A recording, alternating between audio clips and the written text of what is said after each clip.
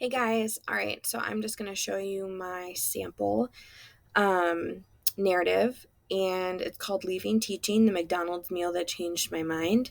I put the subject of what it was about here, and then I did a colon for the title, and I kind of said the why. So it's like the what on one side, the why on the other. Notice that for the first paragraph, it's just background information about the adult that taught me a life lesson. So in this case, it's my Grandma Julie. I'll go ahead and read. Growing up, I really didn't take a lot of what my Grandma Julie said to heart. What I mean by this is I thought she had her life together. So when she gave us bits of her wisdom, I let them brush off me like a leaf falling from my sweater. That's what grandmas do, provide candy to their grandchildren, spoil them with attention, and somewhere in between, hope that they take those bits of wisdom and let them sink into their life. Grandma Julie was a strong-willed and stubborn woman, but she didn't mind letting her heart hang on her sleeve. As far back as I can remember, she lived alone. My grandpa Horseman divorced her for another woman before I was even born. I never really cared to meet him anyway. Although quiet and stoic, Grandma had a funny bone that stuck out like a sore thumb.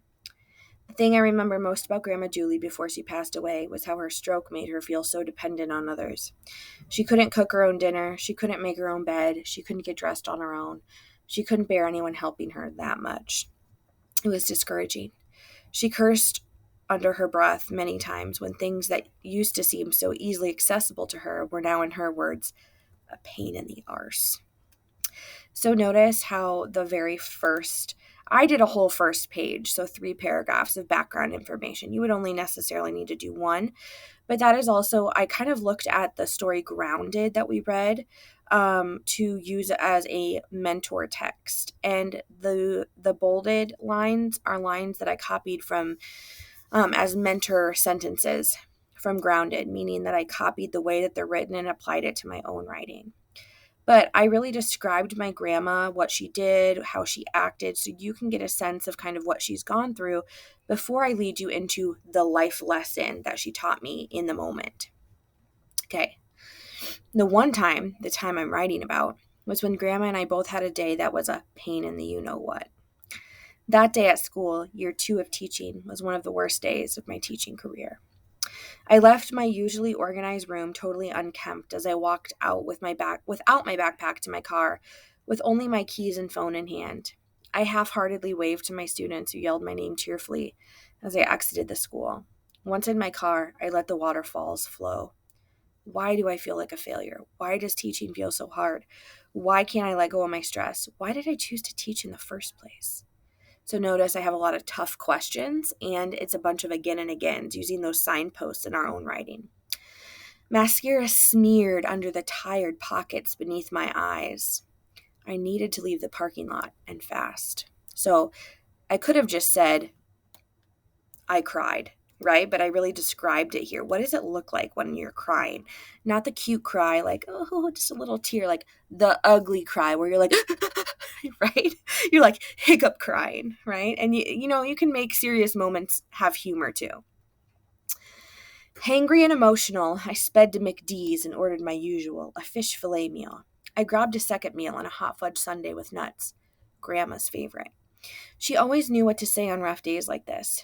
As I rounded 2nd Street, I begrudgingly unbuckled my seatbelt and plucked the brown paper sacks out of the driver's seat. When Grandma got to the door, I looked nothing less than a hot mess express. Her little giggle and open arms told me she was happy to see me. As we unwrapped our greasy meal, I told her about my catastrophe. She replied, her gentle, soft hand on my shoulder. Oh, Ness, you'll put yourself through hell if you keep worrying like this. You don't have to be perfect. You just have to show up and work hard. I tried hard to concentrate on the shape of the tile floor so I could stop myself from crying again. Didn't work. Grandma, I don't know what to do anymore. I feel like I'm battling with myself and my profession, I replied. Don't stop caring, but stop caring about everyone else's cares and worries. You can't help everyone. They have to want to help themselves. And you can't carry that all on yourselves. Do what you can and forget the rest, she smiled. I didn't realize until that moment, so there's the aha moment, that I was truly carrying the emotional and mental baggage of all my students without letting it leave my backpack at the end of the day. I couldn't pour from an empty cup if I had nothing to give myself. True story. She adjusted her arm in her sling. I felt rude venting to her about my problems when I knew she was struggling too. I couldn't imagine living alone while also being dependent on others, complete strangers, nurses, visiting on a daily basis with those meals on wheels. They even bathed and fed her. I knew she hated that so much, but she knew it was her new reality. How are you doing? I asked hesitantly. And be honest, I want to know. Grandma laughed, coughing at the same time to clear her throat. Oh, I don't know. Same old, day after day. Same thing, new QVC ads. I think I told you guys my grandma was obsessed watching QVC. Like my dad, Grandma Julie made a joke out of any uncomfortable conversation she didn't feel like delving deeper into. I guess that's where he got it from. I keep on keeping on because I have to. Who else is going to bring me a delicious, healthy dinner like McDonald's if I'm not around, huh? She smirked. And then I realized my conclusion is in a different video or in a different tab. So give me just a second here.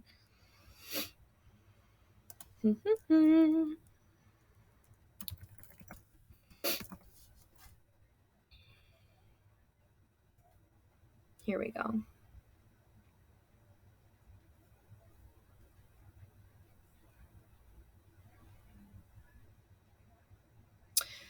Who else is going to bring me a delicious, healthy dinner like McDonald's if I'm not around, huh? She smirked. Grandma always had a way of making things better, through words, through fresh baked food, or through hugs.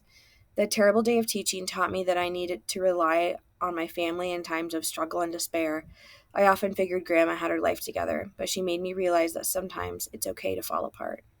Vulnerability is strength. That's what my Grandma Julie taught me. It's okay to show your struggles with others because more than likely they will share back. After all, we're all a work in progress. So notice at the end is my reflection. My conclusion is, what is the life lesson I learned? It wasn't just vent to grandma. That's the lesson, right? That's not the lesson. She taught me to let everyone else's emotional baggage and troubles, I need to leave that at home at the end of the day, or leave it at school, which is hard to do. It's hard to leave your struggles and not focus on them all the time, right? But that's my life lesson. The event was going to grandma's house and sharing a delicious, healthy, wink, wink, McDonald's meal. Okay, so I will share this with you guys so you can have a second mentor copy, because now I'm no author, but I'll have the author mentor text and I have my mentor text for you to use as your example. Okay, alrighty, I can't wait to read yours. Have a good day. Get to work.